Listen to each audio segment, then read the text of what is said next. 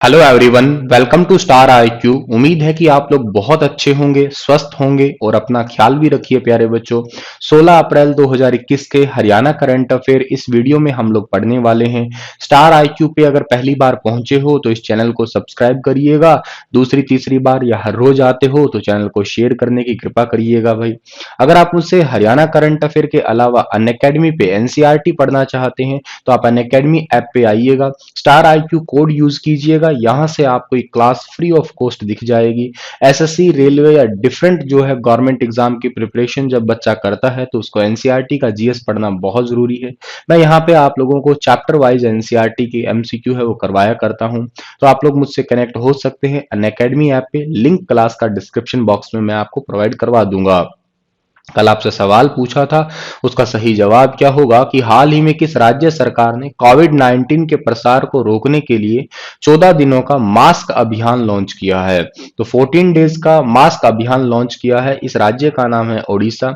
ओडिशा की राजधानी भुवनेश्वर। ओडिशा के मुख्यमंत्री का नाम क्या है?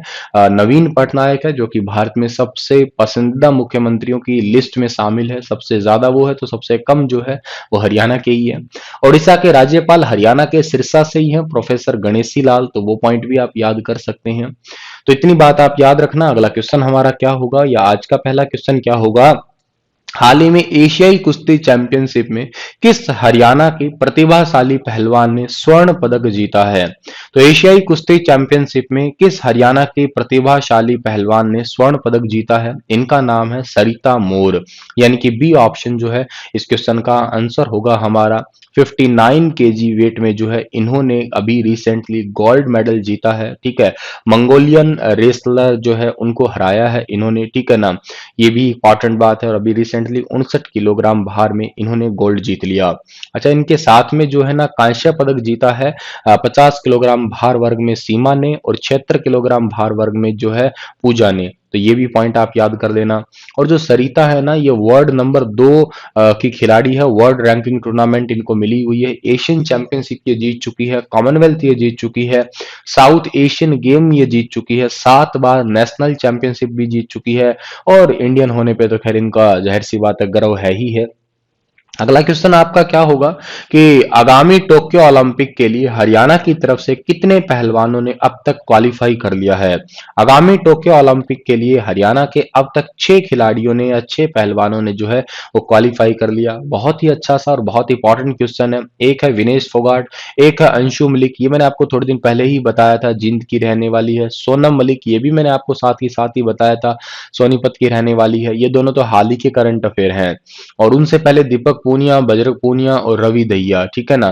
चलिए आप कमेंट में मुझे विनेश फोगाट, ये तो खैर जग जाहिर सी बात है बलाली की रहने वाली है, इनका तो आप मत बताइए चाहें, लेकिन दीपक पूनिया, बजरंग पूनिया और रवि दहिया, इन तीनों का हरियाणा के किस क्षेत्र से संबंधित है या किस जिले या गांव से संबंधित है? कमेंट सेक्शन में प्यार से लिखिएगा। हरियाणा में अधिकारियों को किस अप्रोच के माध्यम से हरियाणा को ग्लोबल ब्रांड के रूप में स्थापित करने के लिए चंडीगढ़ में विदेश सहयोग विभाग की समीक्षा बैठक का आयोजन किया गया? देखो, हरियाणा में अधिकारियों को अप्रोच है, अप्रोच का नाम है गो ग्लोबल अप्रोच।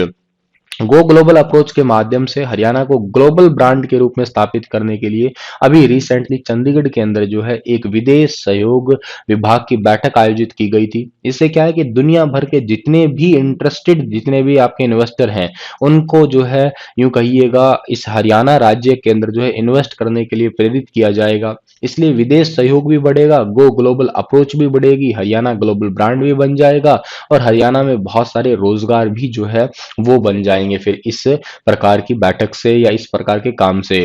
और बैठक के दौरान यह है कि अधिकारियों को निर्देशित ये किया गया कि सामाजिक आर्थिक कल्याण के लिए हरियाणा प्रवासी के साथ साथ मजबूत संबंध विकसित करना। मतलब हरियाणा प्रवासी का मतलब यह है कि मान लेते हैं हरियाणा का है लेकिन किसी विदेश के अंदर काम कर रहा है, तो जिस जगह पे काम कर रहा है उनके साथ में जो है बड़ा दुर्व्यवहार ना हो, उनके सर्वोच्च प्राथमिकता होनी चाहिए उनकी उस डिपार्टमेंट के अंदर। ठीक है, तो बेसिकली हरियाणा के अंदर प्रवासियों का जुड़ाव भी मजबूत हो। हरियाणा से कोई बाहर रहता है तो भी, और हरियाणा बाहर से कोई हरियाणा में रह रहा है तो भी, इन दोनों की तरफ ही जो है एक बेटर यूं कहिएगा सोशल और इकोनॉमिक कनेक्शन बनाए रखना इस बैठक का भी एक उद्देश्य था हमारा। हरियाणा में सरकार ने किन क्षेत्रों में चल रहे उद्योगों को रेगुलर करने के लिए पॉलिसी बना के जल्द से जल्द अमली जामा पहनाने पहनाने के निर्देश दिए हैं। अमली जामा मतलब पहनाने का मतलब उन्हें अप्लाई करना या यूं कहिएगा उन्हें रनिंग मोड में लाने के जो है वो निर्देश दिए हैं। तो इसका सही आंसर होगा अनाधिकृत क्षेत्र, अनऑथराइज्ड एरिया। हरियाणा सरकार में जो है अनऑथराइज्ड एरिया में जो कि चल रहे उद्योग है उनको रेगुलर करने के लिए एक पॉलिसी बनाई जाएगी, जल्द ही जो है उन्हें ये निर्देश दिए जाएंगे। और ये बेसिकली चंडीगढ़ का डिपार्टमेंट है, या यूं कहिएगा चंडीगढ़ में एक डिपार्टमेंट की बैठक हुई थी HSIIDC की, और के साथ स्थानीय निकाय विभाग और हरियाणा शहरी विभाग प्राधिकरण, इसकी बैठक में जो है हरियाणा के अंदर जितने भी अनाधिकृत क्षेत्र में चल रहे उद्योग हैं उनकी पॉलिसी बना के जल्द से जल्द जो है उन्हें निर्देश दिए गए हैं। HSIIDC का फुल फॉर्म है Haryana state industrial infrastructure development corporation. ये हरियाणा का department of industry and commerce के अंतर्गत आता है। इसकी स्थापना 8 मार्च 1967 को की गई थी। अभी रिसेंटली इसने 140 एकड़ भूमि जो है वो फ्लिपकार्ट को भी सौंपने के आदेश दिए थे।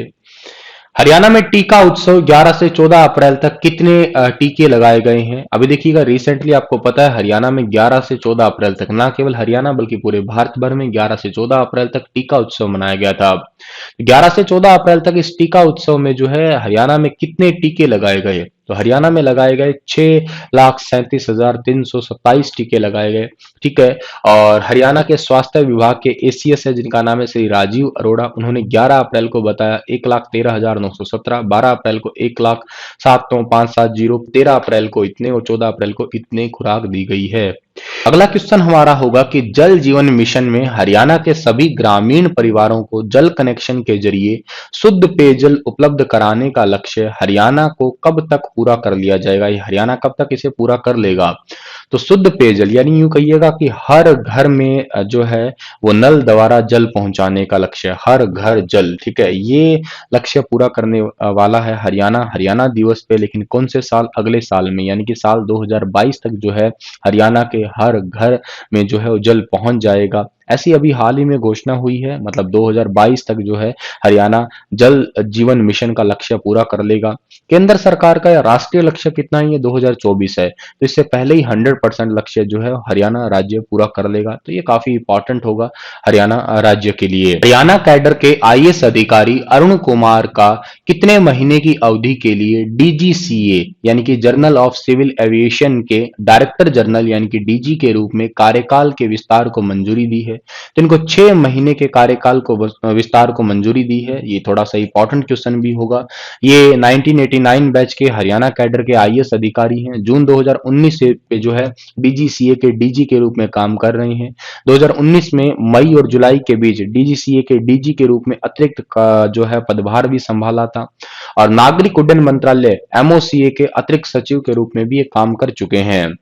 और जो ये डिपार्टमेंट है नागरिक उड्डयन वाला, ये इसका हेडक्वार्टर कहाँ पे? इसका हेडक्वार्टर न्यू दिल्ली में है। और ये भारत के अंदर और भारत के बाहर जितनी भी हवाई यात्राएं होती है उनके नियमों का जो है यूं कहिएगा नियमों को कैसे पालन करना चाहिए, किस हिसाब से जो है उन्हें उड़ाना चाहिए, ये सारा जो है इस journal of civil aviation department के अंतर्गत ही बात आती है।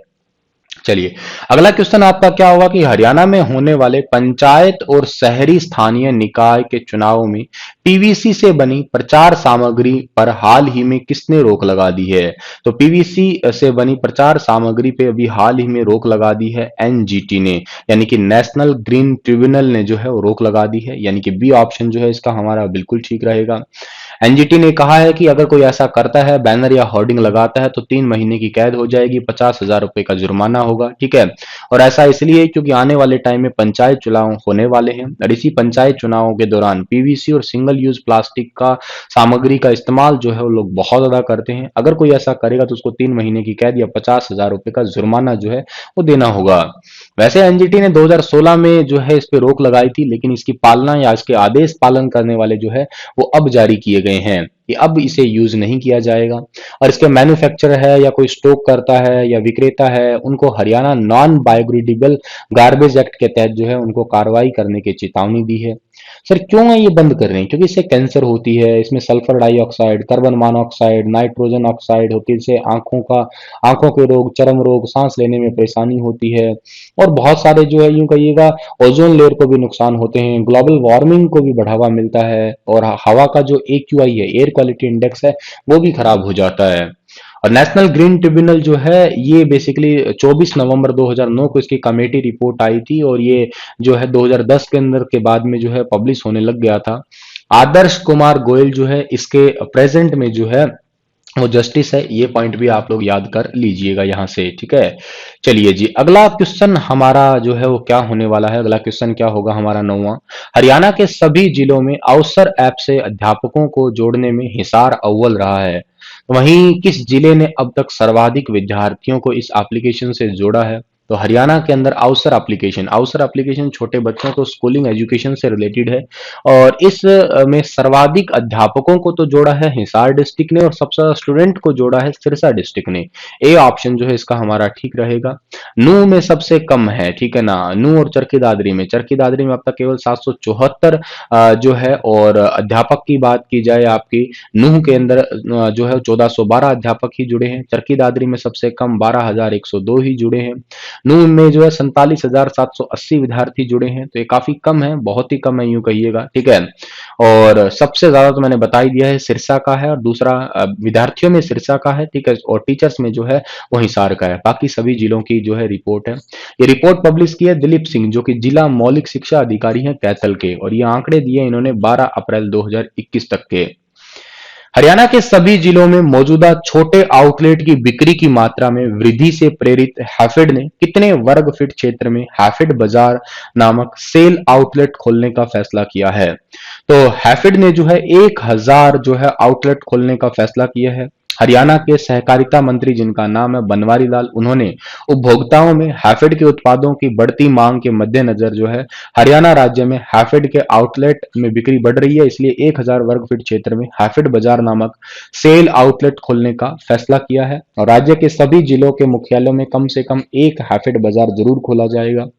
हैफेड का फुल फॉर्म है the Haryana state cooperative supply and marketing federation limited, और इसके जो चेयरमैन है उनका नाम है श्री कैलाश सिंह भगत। चलिए प्यारे बच्चों, इसी के साथ ये लेक्चर तो समाप्त हो गया, और आप लोगों के लिए क्वेश्चन होगा कि हरियाणा समेत कितने राज्यों में डिजिटल खेती शुरू करने के लिए कृषि मंत्रालय व माइक्रोसॉफ्ट के बीच एमओयू पे साइन हुआ है? 4, 5, 6, 7 बताइए विस्तार से। अन अकेडमी पे फॉलो कीजिएगा, स्टार आईक्यू को सब्सक्राइब कीजिएगा। Thank you so much. और आप मेरे द्वारा पढ़ाए गए सभी लेक्चर्स का पीडीएफ पा सकते हैं कहाँ पे? स्टार आईक्यू एप्लीकेशन पे। स्टार आईक्यू एजुकेशन मेरी एप्लीकेशन है प्ले स्टोर पे, वहां पे मेरे चैनल की सभी अपडेट आप मेरे टेलीग्राम चैनल को ज्वाइन कर लेना। स्टार आईक्यू एजुकेशन के नाम से टेलीग्राम चैनल है, वहां पे भी अपडेट्स पा सकते हैं सभी लेक्चर्स की। Thank you so much.